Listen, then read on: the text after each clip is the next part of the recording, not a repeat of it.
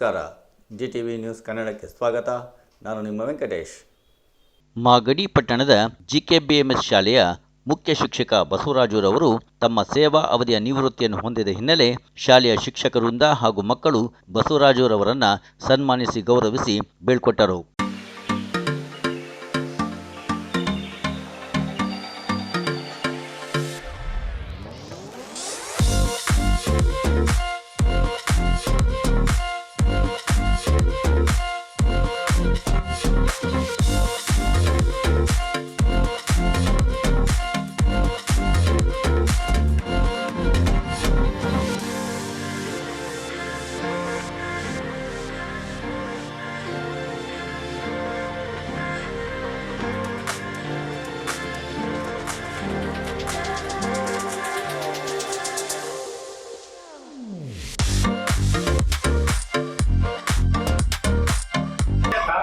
ಸಾಂಸ್ಕೃತಿಕ, ಚಾರಿತ್ರಿಕ, ಆಧ್ಯಾತ್ಮಿಕ, ಜನಪದೀಯ ಪರಂಪರೆಯಲ್ಲಿ ಗುರುಗಳನ್ನು, ದೇವರ ಸ್ವರೂಪಗಳನ್ನು ನೀಡಿದಂಥ ದೇಶ ನಮ್ಮದು. ಪರಮಪವಿತ್ರವಾದಂಥ ವೃತ್ತಿನಲ್ಲಿ ಅಕ್ಷರ ಕಲಿಸುವ ಕಾಯಕದಲ್ಲಿ ನಿರತರಾಗಿದ್ದುಕೊಂಡು ಇವತ್ತು ನಿವೃತ್ತಿ ಹೊಂದ್ತಾ ಇರ್ತಕ್ಕಂಥ ಬಸವರಾಜುರವರ ನಿವೃತ್ತಿ ಕಾರ್ಯಕ್ರಮದಲ್ಲಿ ನಾವೆಲ್ಲ ಭಾಗವಹಿಸಿದ್ದೇವೆ.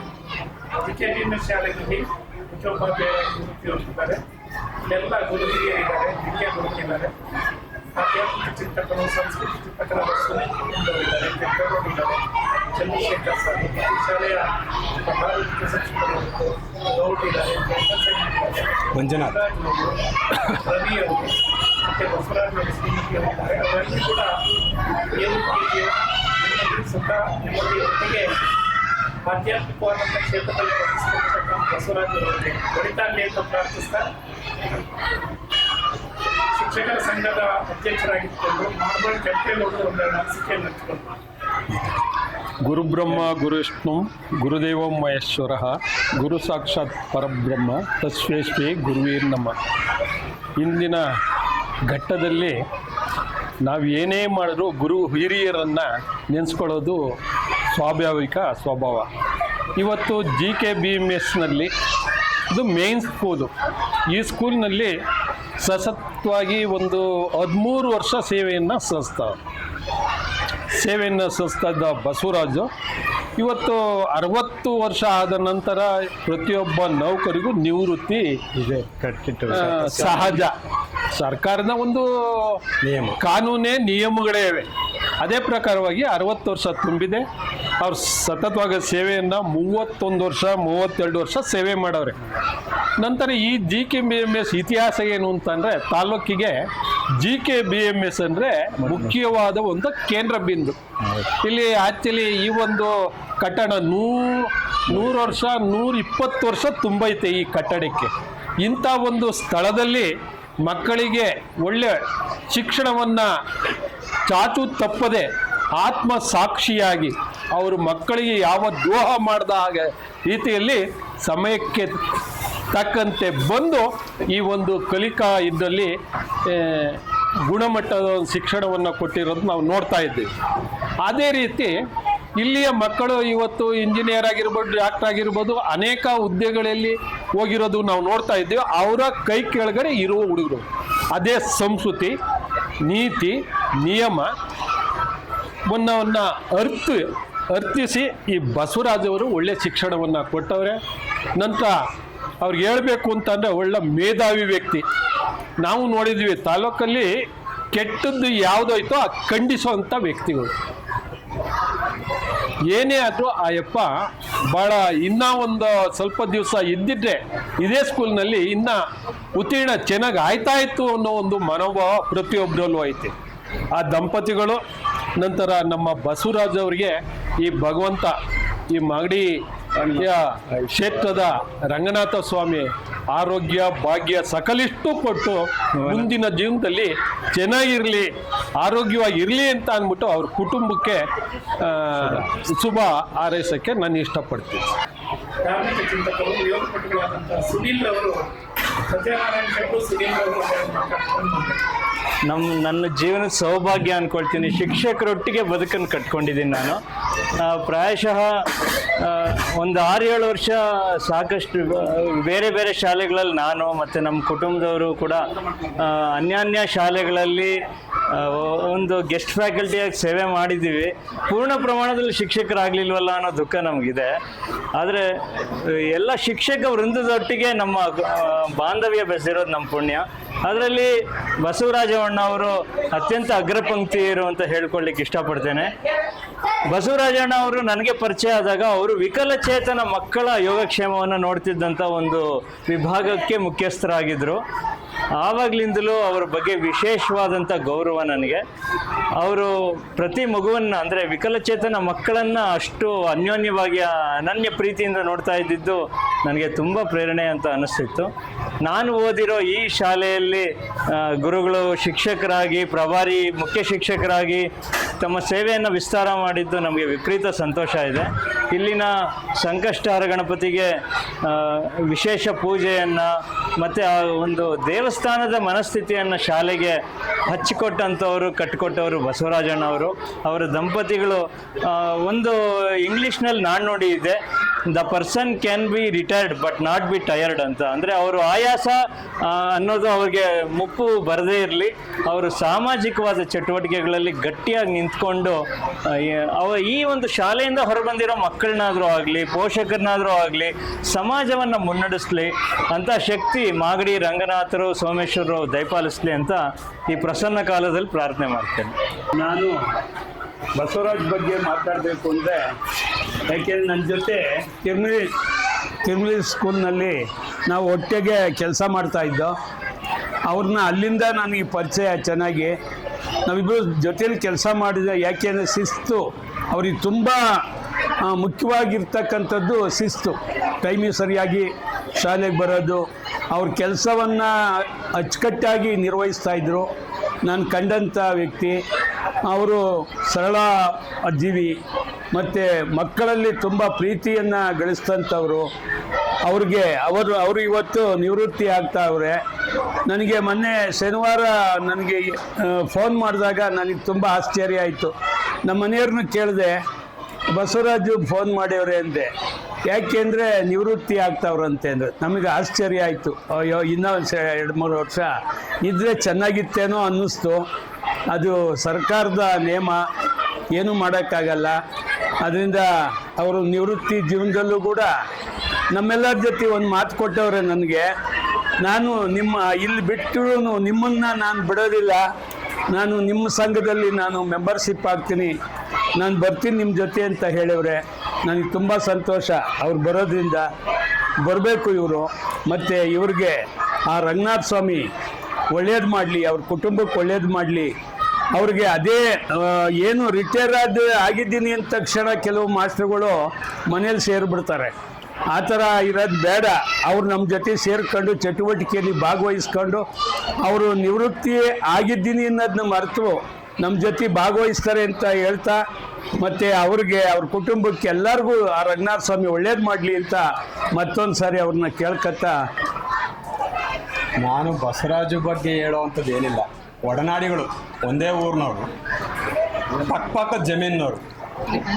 ಅವ್ರ ಸರಳ ಜೀವನ ನೋಡಿಬಿಟ್ರೆ ಹುಟ್ಟಾಗಿನ ಜೊತೆಲಿ ಬೆಳೆದಿರೋರು. ನಾವು ಇವರು ಜೊತೆಲಿ ಬೆಳೆದು ಒಂದೇ ಊರಿನವ್ರು ಆದ್ದರಿಂದ ಜೊತೆಲಿ ಬೆಳೆದಿರೋರು. ಇಂಥ ಸರಳ ವ್ಯಕ್ತಿ ನಾನು ಎಲ್ಲೂ ನೋಡಿಲ್ಲ. ಅವ್ರಿಗೆ ರಂಗನಾಥ ಸ್ವಾಮಿ ಆಯುಸ್ಸು ಮತ್ತು ಆರೋಗ್ಯವನ್ನು ಚೆನ್ನಾಗಿ ಕೊಟ್ಟು ಕಾಪಾಡಲಿ ಅಂತ ಹೇಳಿ ನನ್ನ ಮಾತುಗಳನ್ನು ಮುಗಿಸ್ತೇನೆ.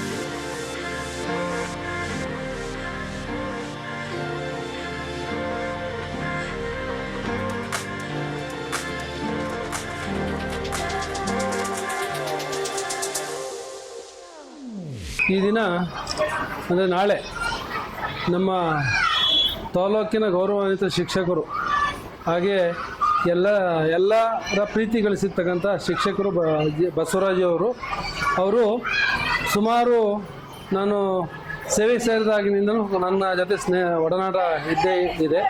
ಅವರು ಯಾವುದೇ ಶಾಲೆಗೆ ಹೋಗಲಿ, ಅವರು ಶಾಲೆಗೆ ಮಕ್ಕಳಿಗೆ ಯಾವುದೇ ತೊಂದರೆ ಆಗದಂತೆ ಮಕ್ಕಳ ಒಂದು ಶ್ರೇಯೋಭಿವೃದ್ಧಿಗೆ ಶ್ರಮಿಸ್ತಾ ಬಂದಿದ್ದಾರೆ. ಹಾಗೆ ಇವರು ಅನೇಕ ಸೇವಾ ಕಾರ್ಯಕ್ರಮದಲ್ಲಿ ಭಾಗವಹಿಸಿ ಅನೇಕ ಸೇವಾ ಕಾರ್ಯಕ್ರಮಗಳನ್ನು ಕೂಡ ನಡೆಸ್ಕೊಂಡ್ಬರ್ತಾ ಇದ್ದಾರೆ. ಇವರು ಮತ್ತು ಇವರು ಶ್ರೀಮತಿಯವರು ಒಂದು ಇಲಾಖೆಯಲ್ಲೇ ಆಗ್ಬೋದು ಮತ್ತು ಯಾವುದೇ ಸಮಾಜದಲ್ಲಾಗ್ಬೋದು ಒಂದು ಒಳ್ಳೆಯ ಹೆಸರನ್ನು ಪಡೆದಿರ್ತಕ್ಕಂಥವ್ರು. ಇವ್ರಿಗೆ ಮಾಗಡಿ ರಂಗನಾಥ ಸ್ವಾಮಿ ಇವರ ಕುಟುಂಬಕ್ಕೆ ಇವ್ರಿಗೆ ಆಯುಷ್ ಆರೋಗ್ಯವನ್ನು ಕೊಟ್ಟು ಹೀಗೆ 100 ವರ್ಷಗಳ ಕಾಲ ಜೀವಿಸೋದಕ್ಕೆ ಒಂದು ಆರೋಗ್ಯವನ್ನು ಕೊಡಲಿ ಅಂತ ದೇವರಲ್ಲಿ ಬೇಡ್ಕೊತಾ ಇದ್ದೀನಿ.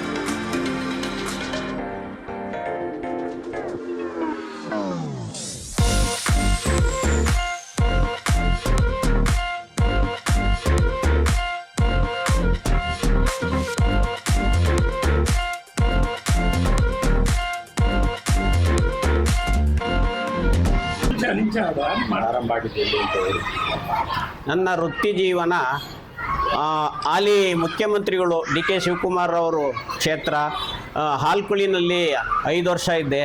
ಅಲ್ಲೂ ಚೆನ್ನಾಗಿ ಕೆಲಸ ಮಾಡಿದೆ.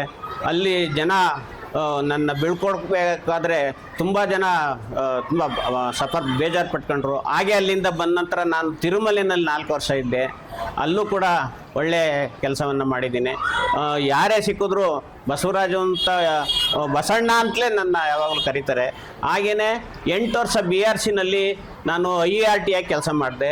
ಅದರಲ್ಲಿ ಡಿಸಬಲ್ ಮಕ್ಕಳಿಗೆ ವೀಲ್ ಚೇರ್ ಇರ್ಬೋದು, ಸರ್ಟಿಫಿಕೇಟ್ ಇರ್ಬೋದು, ಅವರಿಗೆ ಮಾಸಾಸನ ಇರ್ಬೋದು, ಇದನ್ನೆಲ್ಲ ನನ್ನ ಕಾಯ ವಾಚ ಮನಸ್ಸ ಕೆಲಸ ಮಾಡಿದ್ದೀನಿ.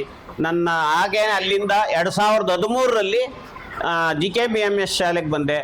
ಈ ಶಾಲೆಯಲ್ಲಿ ನಿಜವಾಗ್ಲೂ ನನಗೆ ಹೆಮ್ಮೆ ಅನ್ನಿಸ್ತಾ ಇದೆ. ಇತಿಹಾಸ ಇರೋ ಶಾಲೆಯಲ್ಲಿ ಕೆಲಸ ಮಾಡೋದು ಅಂದರೆ ನನಗೆ ಹೆಮ್ಮೆಯ ವಿಚಾರ. ಹಾಗಾಗಿ ನನ್ನ ಮನಸ್ಸಂತೋಷವಾಗಿ ಕಾಯ ವಾಚ ಮನಸ್ಸ ಕೆಲಸ ಮಾಡಿದ್ದೀನಿ. ಈ ಶಾಲೆ ಇನ್ನೂ ಎತ್ತರಕ್ಕೆ ಬೆಳೀಲಿ, ನಾನು ಇಲ್ಲೇ ಓಡಾಡ್ತಾ ಇರ್ತೀನಿ. ಈ ಶಾಲೆಯ ಅಭಿವೃದ್ಧಿ ಬಗ್ಗೆ ನನಗೆ ಯಾವಾಗಲೂ ಒಳ್ಳೆ ಹೆಮ್ಮೆ ಇದೆ ಅಂತ ಹೇಳ್ತಾ, ನನ್ನ ವೃತ್ತಿ ಜೀವನಕ್ಕೆ ನೀವೆಲ್ಲರೂ ಬಂದು ಹಾರೈಸಿದ್ದೀರಾ, ಶುಭ ಕೋರಿದ್ದೀರಾ. ನಿಮಗೂ ಒಳಿತಾಗಲಿ. ನಿಮಗೆಲ್ರಿಗೂ ನಾನು ಧನ್ಯವಾದಗಳನ್ನು ಹೇಳೋದ್ರ ಮುಖಾಂತರ ನನ್ನ ಮಾತನ್ನು ಮುಗಿಸ್ತೇನೆ. ನಿಮ್ಮ ವೃತ್ತಿ ಜೀವನದಲ್ಲಿ ಮರೆಯಲಾಗದಂಥ ಒಂದು ಘಟನೆ? ನನ್ನ ವೃತ್ತಿ ಜೀವನದಲ್ಲಿ ಮರೆಯಲಾಗದಂಥ ಘಟನೆ ಇಬ್ಬರು ಇವಾಗಲೂ ಕೂಡ ಸಾರ್ ನೀವು ನನ್ನ ಮಕ್ಕಳಿಗೆ ಅಂಗವಿಕಲರ ಸರ್ಟಿಫಿಕೇಟ್ ಮಾಡಿಸ್ಕೊಟ್ರ, ಮಾಸಾಸನ ಬರ್ತದೆ ಅಂತ ಸಿಕ್ಕಿದಾಗ ಹೆಮ್ಮೆ ಪಡ್ತಾರೆ. ಆ ಹೆಮ್ಮೆ ಪಟ್ಟಾಗ ನನಗೆ ಅದು ಎಷ್ಟೋ ಖುಷಿ. ಇದು ನನ್ನ ವೃತ್ತಿ ಜೀವನದಲ್ಲಿ ಮರೆಯಲಾಗದ ಒಂದು ಘಟನೆ. ಹಾಗೆ ನಮ್ಮ ಶಾಲೆನೂ ಕೂಡ ಅದೇ ನಮ್ಮ ಹಿಂದೆ ಇದ್ದ ಮುದ್ವೀರಪ್ಪನವ್ರು ಇರ್ಬೋದು, ತಪ್ಸಮ್ ಮೇಡಮ್ ಇರ್ಬೋದು, ಇಲ್ಲ ನಮ್ಮ ಸಹೋದ್ಯೋಗಿಗಳೆಲ್ಲರೂ ಕೂಡ ಒಳ್ಳೆ ಸಹಕಾರ ಕೊಟ್ಟವ್ರೆ. ಹಾಗಾಗಿ ನಾನು ವೃತ್ತಿ ಜೀವನವನ್ನು ಚೆನ್ನಾಗಿ ನಿಭಾಯಿಸ್ಕೊಂಡು ಹೋಗಿದ್ದೀನಿ. ಒಳ್ಳೆ ಆರೋಗ್ಯವನ್ನು ಕೊಟ್ಟವನೇ ದೇವರು. ಇನ್ನು ಮುಂದೆ ಅದೇ ರೀತಿ ಕೊಡಲಿ ಅಂತ ಹೇಳ್ತಾ ನನಗೆ ಮಾತಾಡೋಕ್ಕೆ ತಮ್ಮ ಅವಕಾಶ ಕೊಟ್ಟಿದ್ದು ತಮಗೆಲ್ಲರಿಗೂ ವಂದಿಸುತ್ತಾ ನನ್ನ 2 ಮಾತನ್ನು ಮುಗಿಸ್ತಾ ಇದ್ದೀನಿ. ಇದು ಇವತ್ತಿನ ಮಾಗಡಿಯ ಸುದ್ದಿ ಸಮಾಚಾರ. ನಿರಂತರ ಸುದ್ದಿ ಸಮಾಚಾರಕ್ಕೆ ವೀಕ್ಷಿಸಿ ನಿಮ್ಮ GTV ನ್ಯೂಸ್ ಕನ್ನಡವನ್ನು. ವಂದನೆಗಳು.